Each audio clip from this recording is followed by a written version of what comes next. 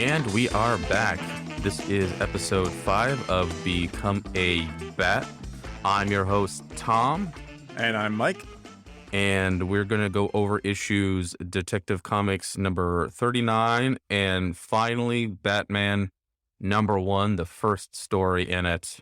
Yes, and the first appearance of the Joker. Yes. Oh, this was good. This was a good week. I was actually pretty pleased with both stories. It's really neat to see just full swing Batman and Robin going in adventures. Yeah, it is. It's actually really feeling like it's coming together to be the Batman that we all know and love. Only took 1 year. All right, let's get into it. Detective Comics issue number 39, The Horde of the Green Knight. This is the May 1940 issue, art by Bob Kane and Jerry Robinson, written by Bill Finger. Did yours say the Green Knight? It says the Green Dragon on my end. Did I say Green Knight? You did. I meant the Horde of the Green Dragon. Same difference. Yeah, still very, well, yeah. So the cover of this issue, it's another action shot here. It's actually from a panel from the previous issue. You've got Batman and Robin on top of some scaffolding, skyscrapers in the background, and the moon up in the middle of the night sky. And Batman's decking some guy in the face who's flying off the scaffolding while Robin is swinging across on that crane that he swung on the previous one, about to kick the guy in the face who's behind Batman with a wrench in his hand. I didn't even notice it was night. Now I see the moon. Like, it's a crescent moon. Yeah, it's But odd. the background is yellow. The sky is yellow, but the moon's out. Yeah, though the scene did take place at night, Yeah. so that makes sense. They probably just did it to make it more striking. Yeah. Because otherwise the background color of the issue is already blue. Yeah, plus I'm sure if we went into the issue, it would be a full moon. Yeah, probably. Yeah, I wouldn't doubt it. Yeah. All right, so let's get into the issue. So, as it starts, during the course of one night, there are 2 millionaires who are kidnapped and put up for ransom. The chauffeur of one of the millionaires, he's found dead with a hatchet sticking out of his face. Dick and Bruce, they find out about the incident in the newspaper. They spot an advertisement that reads, "Batman, a friend needs your help. Come at once."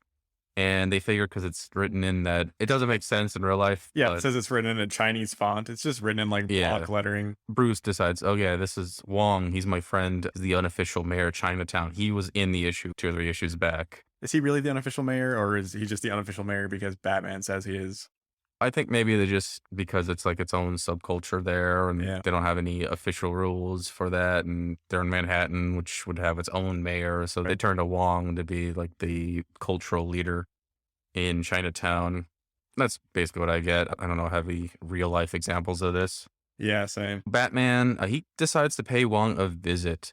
And Wong tells him that there's a new tong in Manhattan. We're still in Manhattan, by the way. Yeah, I keep waiting for them to say Gotham. I know. For it to pop up on the newspaper, but so Yeah, far, It's nothing. it's Manhattan until they say otherwise. Yeah. So anyways, he says there's a new tong and they're out selling opium. They're getting people addicted to opium and he wants Batman's help stopping them. And he says that he's figuring out where they are. He basically tells Batman, come back later. I'll let you know where they are. hmm So Batman comes back the next night. He finds Wong dead with a hatchet in the back of his neck, back of his head, his neck. He looks at the desk where he's slumped over and he sees that he was scratched Pier 3 with the words Pier 3 with his fingernail Sharp nail. as he died. And figures, okay, this is probably where he found out that the tong, their hideout is. But just then he's attacked by 2 men with hatchets. So they have their little fight. Batman knocks one of them out. And then the other one, they get locked into a struggle. And then they basically, one of them like tackles Batman out the window. And they're both falling midair. And then Batman twirls him and then like basically uses him as a pincushion to take all the shock of the Right. fall. Definitely kills the guy because he doesn't show up again. And basically it knocks Batman out. So Robin, he was told to stay at home, but he disobeys the order and he goes to visit Wong. He gets in the apartment and he sees basically like the damage that happened. And then he sees the Pier 3 scratching. He says, I'm going to go to Pier 3. So he leaves the apartment, and then the first guy who survived the fight but got knocked out, he wakes up and he wakes up just in time to see Robin leave, hmm and he decides to follow Robin. So Robin, he gets to the pier, and then he looks around and he sees the boat. And he's like, okay, this is the only logical place for a hideout. But before he can get in there and check it out, the guy sneaks up on him, knocks him out. So Robin wakes up and he finds himself in the presence of Master Tong of the Green Dragon, or the Master of the Tong of the Green Dragon. They just call him the Master. I didn't see Yeah. a specific name. It's really vague. Yeah. He's like sitting on this big opulent throne, and in the same room are the two millionaire guys tied up. This issue is Robin's time to shine. He was Yeah. he was really cool in the last issue, but this issue almost feels like backwards from most Batman comics, where Robin's usually the one going out and getting kidnapped or disappearing, and then Batman follows his trail. Yeah. Other way around on this He's one. picking up for Batman's slack for when he Yeah. got knocked out, which was really cool. I love the scene that happens here. The Master wants to basically test Robin. First he asked Robin, "Hey, where's Batman?" And Robin's not gonna tell him where Batman lives. I like his actual response. Do you remember what he says? No, what He doesn't just say, "I'll never tell you." You can torture me all you want. yeah, that was great. Okay. Straight to that. So basically, the Master decides to test Robin. He has him duel one of his men, but he gives Robin a wooden sword instead of a metal one, and the other guy's got just a full metal sword. I thought that was funny too. Yeah, Robin, he's like, this isn't fair, but It's like, he goes to the fight yeah, but it's anyway. funny. Robin, his sword obviously breaks like the first time he even parries, and then the guy just chops up the sword. Yeah. So Robin, he like backs away and he pulls out a sling and like a metal ball from his shirt. The Master of the Tong, he's pissed off. I was like, why didn't you check Robin? So Robin, like, he swings the sling and hits the guy in the head, knocking him out. I like that there's things that happen in this that could have been really cheesy, but they played him off a little more cinematically. Like when Robin has the wooden sword, that guy could have just chopped his sword down to his stub on the first hit, but instead they like drag it out and Yeah. oh, it's getting shorter. It's a little shorter. It's a little shorter to pull out the tension. It's comical. It's comical, but it's definitely not like slapstick. Yeah, like Robin's trying here with the Yeah. sword. He gave it a shot and it didn't work, so he went to plan B. Wong, he's getting mad, but before anything happens, he sees Batman's shadow envelop him from the window. The shadow of the bat. Yes. Batman jumps in, and then Wong, he decides he's running away. Batman swoops in and he knocks out, so Wong is running out, and then Batman pushes the giant idol statue onto the bunch of the green dragon men, killing them. There's no way they survive this. Like, I think Yeah. he said something to the effect, yeah, they're dead. So then Batman looks over, he's like wondering how Robin's doing, and he's just admiring, good job, he's doing it fighting. Yeah. I like that panel. Batman catches up to the Master and he clobbers the hell out of him.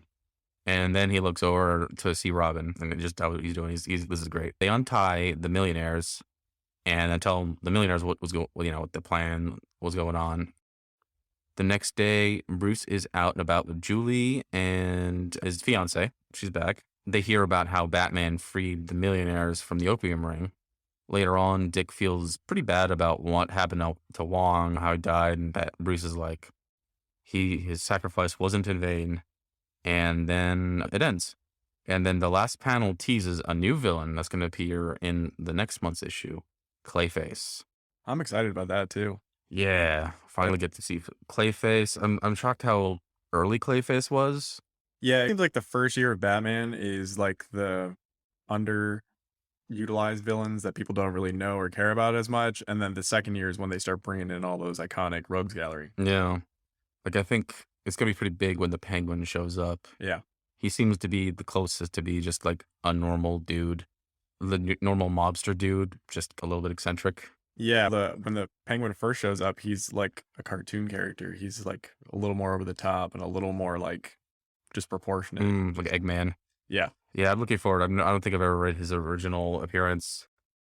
So, what are your thoughts? In general, I didn't really care that much for the story of this issue because it's just another one of those issues with really racist characters of the villains. Mm-hmm. But at the same time, the art is better yet again in this issue than it was in the previous issues. And the action is much more clear. It's more obvious what's going on. And you can like read the comics without having to look for the little numbers that are drawn in the corners. And then on top of that, like, I'm always a fan of Batman comics where he's taken down like a drug ring or something. So Yeah. it had that going for it.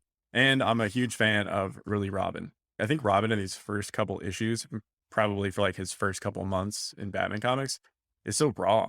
I know he's supposed to be like full of anger because his parents were murdered and all that. So you can see that in the way that he interacts with criminals.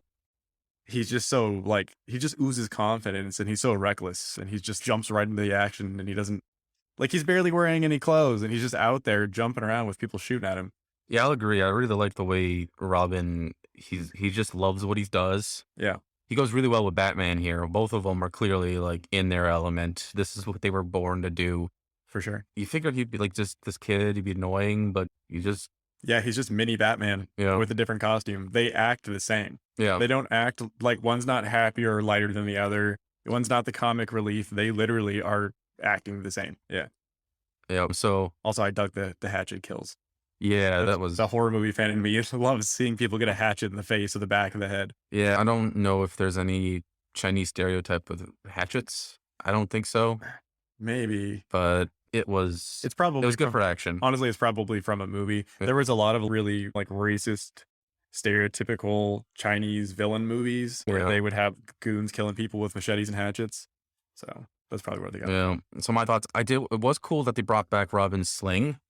Yeah. That's not really a thing that they do in like modern iterations. They did it in the Tim Sale Jeff Loeb Batman comics, like Mm, Dark Victory, mm, because it's the origin of Robin, and they do it in Robin Year One, but they don't really mm. ever have him do anything like he more has just like Batman's arsenal now. I think once they brought out Tim Drake and they gave him like the ninja shoes and stuff and started treating him more like a ninja, they basically just wiped the slate clean with all Robins and made it so that they're all like little ninjas and tried. Especially with Damien. Yeah. And I was shocked to see Julie back.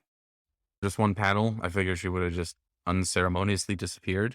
And I was wondering, what point is this going to be the last time we see her? I know that this version of Batman and Bruce Wayne, he eventually marries Selena Kyle. It would have been neat to see a story where Julie comes and she come back and she's a villain and she's getting her revenge. When I read that you wrote that, it kind of made me think like maybe when Bruce Timm made Batman the animated series, because I know you could tell he read a lot of like Golden Age Batman stuff when he was making it.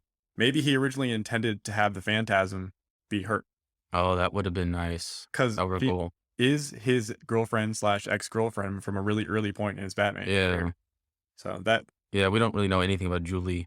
yeah, So so that's like, a thought. Like could've been maybe it. that was the original intent was to have that character be Julie and have her come back as a villain. What's your favorite panel? My favorite panel, it was a little sequence more than one specific panel, but it was the moment where Robin is clobbering the two guys, and then Batman looks over and he's just so happy to see Robin kicking their asses. Yeah. He's just admiring his protege's work. It's a good little moment. Yeah, I love the dialogue in these two. It's always fun to look at the panels individually to see what the characters are saying. Robin, boy, what a party this turned out to be. Well, he's decking these two guys. Doggone, all I can say is that he certainly is an apt pupil. That boy learns well. Yeah. Yeah, that's a good one. What was your favorite panel? Mine's just like a really moody, atmospheric exterior shot where Robin has tracked Batman to the docks and he's hiding in the corner of the panel behind like some wooden beams, looking out onto the dock where the boat is parked. It's just really creepy looking. Like you really do feel like you're there with Robin, spying on these guys, trying to figure out what's going on and where Batman went missing. Yeah, you can like hear the creaks and just the waves. Yeah, you really can. Like, and you can just imagine him like creeping out there. And how's he going to get there without getting spotted? So that does it for Detective Comics issue 39. When we get back after the break, we will move on to Batman #1. Be there.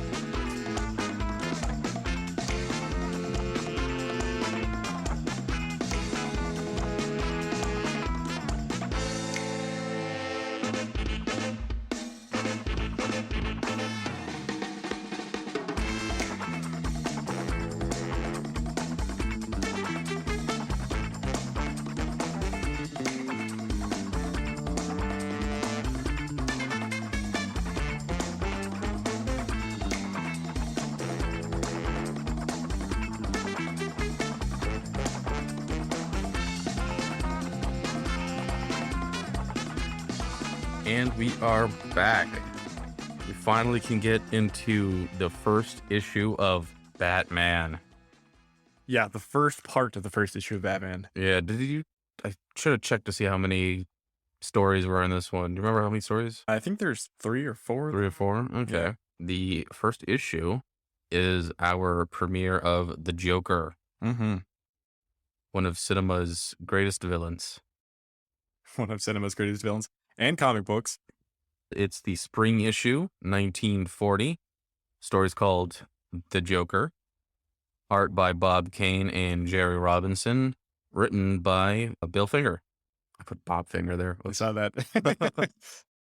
All right. It happens. This cover is a bright, striking yellow with some silhouetted red buildings in the background in the lower corner. And then you have this huge Batman marquee, the really awesome, iconic one where it's got his face superimposed over the giant bat. And then it says Batman in big block letters. And then you've got Batman and Robin swinging across the cover on their ropes, eyeballing each other and in like idiots. Really good cover. Yep. It cost 10 cents. Oh, I was gonna wonder when the first appearance of the DC logo would appear on these, and Yeah, it's right there. it's right there. Was it on the Detective Comics? A DC publication. It's not on Detective. Yeah, I thought it was on. Oh wait, it is. It It is is on the a upper couple right. of them. Yeah, Yeah, but it looks a little bit different still. yeah. That's a very ancient version of it. Yeah. All right, let's have a synopsis. Yes. An old couple are sitting at home listening to the radio when suddenly the music is interrupted by an eerie, toneless voice. I'm going to cut myself off right there. I just rewatched The Dark Knight last night. I was Mhm. texting you, telling you I was rewatching it. And the whole time I was watching it, I was like, yeah, I get why people love Heath Ledger as the Joker. He's really good. But he doesn't act like the Joker. But one thing that he really nails is that eerie, toneless voice. His Yeah, voice is very low like this and barely fluctuates. That part, and like obviously his makeup having the dark circles, I can really see in this early Joker stuff here. Anyways, the voice announces his intention to kill a man named Harry Claridge and steal his giant diamond at precisely midnight tonight. He warns against trying to stop him and then gives his name, the Joker. Despite police surrounding Henry and protecting him until midnight, as soon as the clock strikes 12, he drops dead and his mouth curls into a hideous smile. The Joker is sitting alone in his lair, musing to himself about how the police could never have stopped him, as he has already stolen the diamond and poisoned Henry Claridge with a slow-acting poison that he knew would kill him exactly at midnight. pretty devious. What? It's pretty devious. Oh, yeah, it is. We cut back to the same old couple as before. The Joker's voice interrupts their music again, this time threatening to kill a man named Jay Wilde and steal his giant ruby. Just like before, the police go to Jay's house and surround him. They aren't going to let the same thing happen as before. This time, though, right at midnight, Jay yells out and grabs his neck, then a hissing sound followed by the rapid dispersal of gas into the room, which incapacitates all the guards. The Joker reveals himself to have been in the room the whole time, dressed in a suit of armor. He laughs to himself as he describes to the dead Jay how he outsmarted the police yet again. But not to worry, only he will die from the Joker venom as he was shot with a poisoned dart. The police will just be paralyzed by the gas for a while. Joker is really patient though, just stood in that room the I whole know. time, not moving. It's like something from a Saw movie. Like, I really love it. And then the fact that he just paralyzed them with the gas. So they're all there. They're still conscious and stuff like that. They know what's going on and what he's Yeah. talking to this dead guy. And then he just dips and then they're going to wake up. Yeah, he could have killed him too, so he's actually being merciful. Yeah. The Joker has been deemed too successful by the criminal underworld. They're angry that he has upstaged them. Brute Nelson, a gangster, plans a trap for the Joker, but the Joker avoids the trap by showing up at his house and killing him. Batman shows up too to try to stop him, but instead his plans go sideways and he ends up in a brawl with some low-level gangsters while the Joker shoots Nelson dead and escapes out the window. Batman pursues the Joker, jumping onto his car as he speeds away. They fight.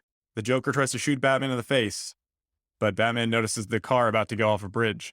He grabs the gun and then grabs the Joker and jumps away from the vehicle, just barely escaping death. How many times has he done that?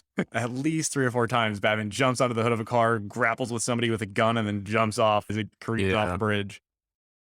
As soon as they get to their feet, the Joker screams at Batman that he's going to kill him and then pummels him, knocking him into the river below. Batman crawls up out of the river, making a comment to himself about how he's finally met his match.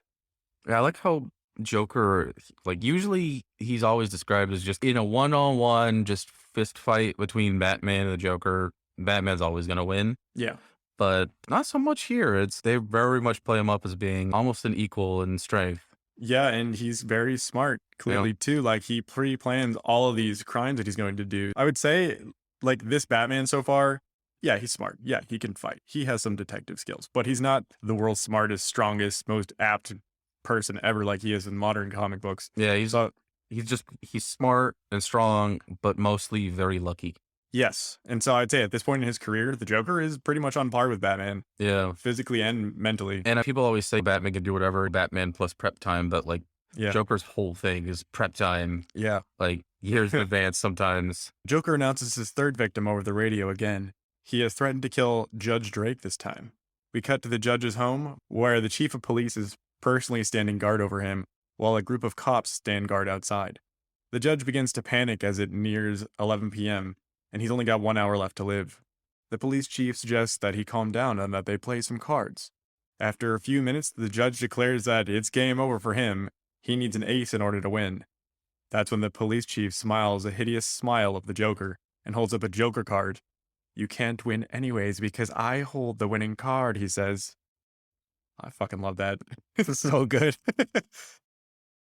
Joker, still disguised as the chief, leaves the judge's mansion and informs the cops outside that the judge is dead and that the Joker has won again. We see that Batman and Robin have been canvassing the place. As the disguised Joker leaves the property and goes next door, Robin follows the Joker into the old house, but is captured. Batman uses an infrared flashlight to track Robin's footsteps and arrives just in time to save Robin from being injected with Joker venom. I think that infrared light's got to work only on recently made steps because it's a sidewalk. Yeah, he says that their boots are coated with some sort of phosphorus paint, Oh, okay. so only their footprints will show up. Hmm. So it's another one of those, kind of like that other issue with the goggles and Yeah. stuff. Like it's a only one specific situation type thing. Batman and Joker trade blows, and then the Joker falls into a table full of chemicals. The chemicals react violently and begin to smoke and burn. Joker reaches for a squirt gun filled with venom and shoots Batman with it. We see Batman's face turn into the hideous grin of the Joker. Somehow, though, Batman miraculously recovers almost instantly and is able to grab Robin and escape from the building before it burns to the ground. This kills everybody else, but Batman's okay after a little bit. I feel like it would have been really cool to have it end on a cliffhanger with Batman having the Joker smile. This is too early. They know that the Joker is going after the Cleopatra necklace next, so they beat him to the punch and get there right before he's able to break into the residence. Batman charges at the Joker as he empties an entire clip into him. This is the first time that Batman is revealed to be wearing bulletproof vest. Oh no, he was wearing a bulletproof vest against the guy with the Napoleon complex. Remember? Oh yeah, he did say that too, didn't he? Yeah, he Okay. got shot. He had the bulletproof vest, and then in order to fake the blood, he had to kill one of the guards. Anyway, Oh yeah, yeah. Okay, so it's not the first time he's revealed to have a bulletproof vest, but he does say it out loud, which I thought was funny. yeah, Because the maybe it's Joker's frustrated why his bullets aren't penetrating his body. The Joker tries to run, but Robin beats the crap out of him and knocks him off the roof. Batman catches him as he's falling. Then, as soon as he hauls him to his feet, decks him so hard, again, that he knocks him unconscious. The Joker's put in jail for his crimes, and Batman gets credited on the front page of the newspaper. The end. this was a great issue. It's so good. Yeah, they nailed it that first time, and the more I think about it, also like the more I realize just how much they draw from this issue Yeah. in modern adaptations. The Dark Knight has a Yeah. ton from this. It's got uh Joker dressing up as a cop, killing a judge. They don't do it in the same way, but they do take a lot of references. Yeah. They pay a lot of homage to How the stuff. mob wants him dead because he's cutting into their stuff, Yeah. and how he just literally clowns on the mob. That was really cool. I do like that because I noticed all that too when I was watching it last night. I like that they pay reference to all that stuff because it does make the movie feel a little bit more like classic. But at the same time, the Joker in The Dark Knight is more like an anarchist, Hmm. who just wants to watch the world burn. And in here, he seems like a criminal mastermind and a Yeah. murderer. Like he has a different personality type, but it is still really cool to see them pay reference to those specific scenes and moments from this book. Any other thoughts? Usually when they do reinterpretations later on, Joker usually comes before Robin. So it's neat to see how Robin is pretty big part of the original Joker story. Maybe whenever they do reveal that he was Red Hood, maybe that was pre-Robin in there. I don't know.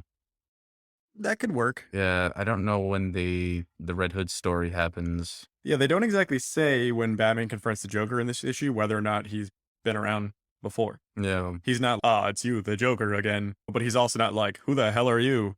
Also, it was a weird choice to have, it was a weird narrative choice to have the old couple, like, listening to the radio. I agree. They don't really if they were targeted, maybe at one point, that would've been something, but overall, they're just kinda there. It could have easily just been Dick and Bruce listening to the radio and For sure. I think it should have probably just been Dick and Bruce, but they might have done it that way to make it obvious and apparent that he's interrupting all radio broadcasts. possibly.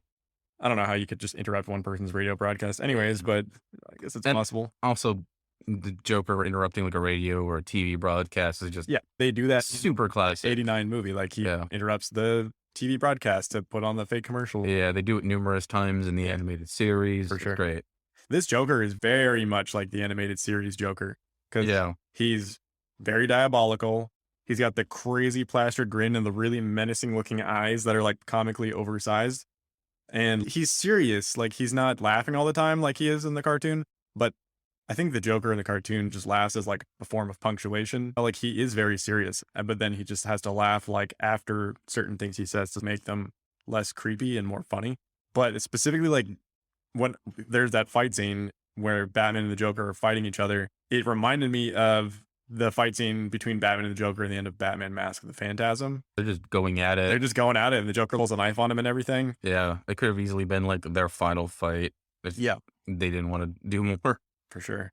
The Joker is very disturbing and unsettling and eerie. All those words in this issue. They did a really good job of making him feel threatening and not just like all the other villains that have come so far. He feels distinctly different from all the other villains so far. Yeah. I'd wonder I know at one point they decided they were gonna I don't know if it's this issue or maybe when his follow-up story, but I know that they were planning on just he was gonna be a one-off. They were just gonna kill him, and then there's the one guy Batman doesn't kill, and they're like, "We got something good here." Yeah, the fact that he can leave a Joker card behind as his calling card, it's pretty genius Yeah. because it makes him feel more real because Joker cards are a real thing that everybody has. And Yeah. most people have no use for them. Except for And the Joker. and on top of that, like, from, like, a writing perspective, you're 1940, Mhm. you're writing stories about a guy who dresses up as a bat and attacks criminals, and if you're gonna think about who his polar opposite is, you wouldn't think clown.